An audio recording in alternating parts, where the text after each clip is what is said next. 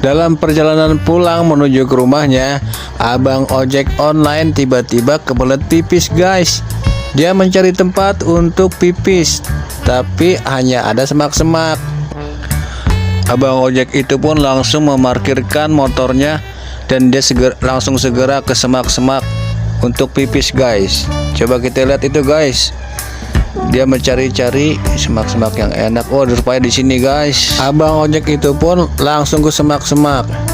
Tiba-tiba ada sesuatu yang mendekati motornya guys. Ternyata seekor babi.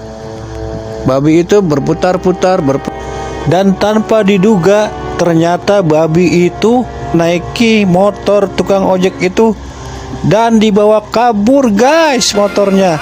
Babi yang aneh guys, babi ngepet kali itu guys.